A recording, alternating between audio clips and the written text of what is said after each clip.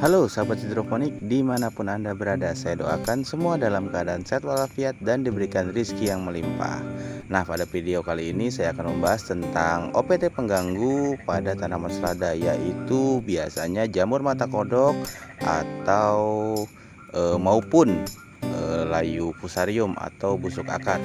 Tapi kita akan terfokus ke mata kodok karena mata kodok juga berdampak banget di kebun saya ini. Bukan berarti kebun saya terkena serangan mata kodok, tapi karena teman-teman yang lain di kota saya kebetulan rata-rata terkena mata kodok, sehingga para pembeli cenderung membeli barang itu ke tempat saya. Saya juga terkena mata kodok, tapi tidak sampai parah. Jadi treatment apa yang saya lakukan, ya saya tidak menggunakan jenis-jenis fungisida ataupun sejenis kayak hidrogen peroksida. Saya hanya menggunakan agen hayati di sini, dimana yang saya andalkan di sini adalah trichodermanya.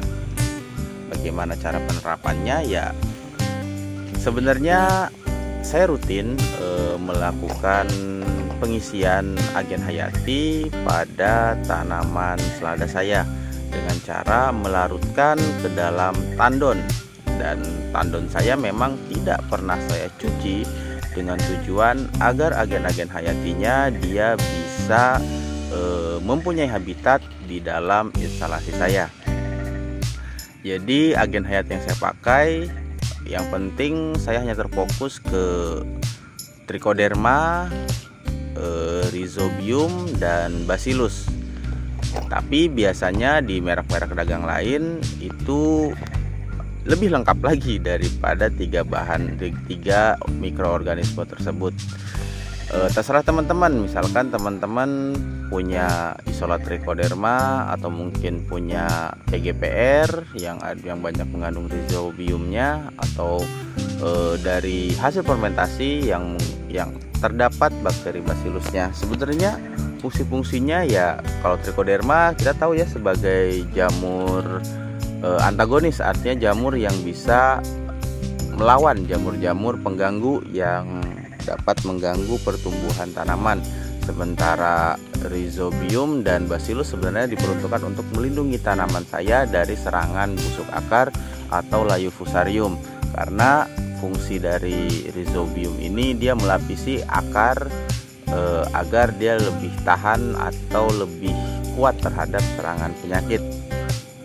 Tapi kembali lagi, semuanya tergantung dari instalasi teman-teman. Misalkan tanpa atap, ya kemungkinan resikonya juga akan lebih besar.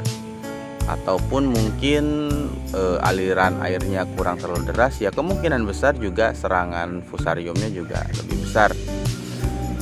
Jadi jangan di skip, jangan dilewat-lewatin videonya. Siapa tahu ada detail-detail tertentu yang terlewatkan, karena sejauh ini ya tanaman saya walaupun terkena mata kodok tapi bisa aja dipanen, karena biasanya yang terkena mata kodok itu hanya di bagian bawahnya aja, tidak sempat ke atas karena pertumbuhannya terhambat. Dan inilah hasil akarnya dengan menggunakan sistem DFT yang saya pakai, tapi DFT jenis melebar yang menggunakan styrofoam. Jadi kita lihat akarnya tampak sehat. Dan ini ya maklumlah, karena cuaca di Palangkaraya panas, ya daun-daun bawah kadang-kadang ya terbakar sedikit-sedikit lah. Ini jenis varian yang saya tanam adalah varian RZ. Oh ya, bagi teman-teman mungkin yang pengen tahu merek apa yang saya pakai untuk mengatasi serangan jamur mata kodok ini, boleh ditanyakan di kolom komentar, nanti akan saya jawab di situ. Cara kerjanya agen hayati ini tidak instan ya, artinya jika teman-teman mungkin saat ini sedang terkena dan berharap sembuh dengan agen hayati, ya kemungkinan besar kecil. Tapi dengan teman-teman menggunakan treatment agen hayati, ya penanaman berikutnya bisa dipastikan itu akan jauh lebih aman dari OPT pengganggunya.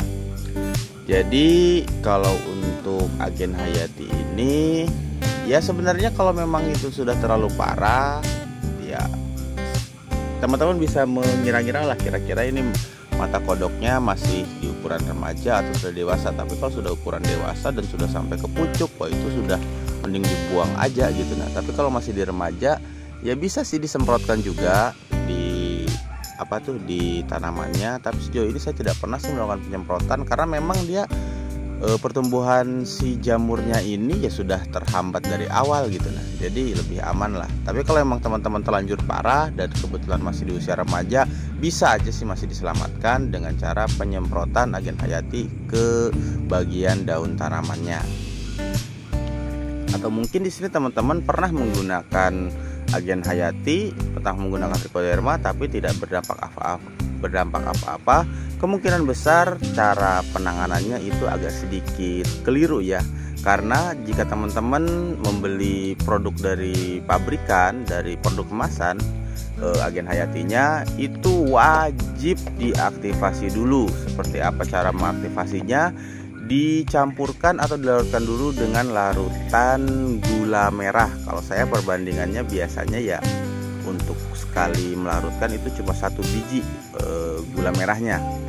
Ya karena yang namanya produk kemasan dia memang posisinya agen hayatinya dalam keadaan tertidur. Artinya perlu dibangunin dulu supaya dia siap bertempur melawan jamur-jamur pengganggunya. Baiklah, sampai sini dulu videonya. Mudah-mudahan ini bisa membantu dan bisa bermanfaat bagi teman-teman yang sedang mengalami masalah tentang jamur mata kodok atau Leiofusarium.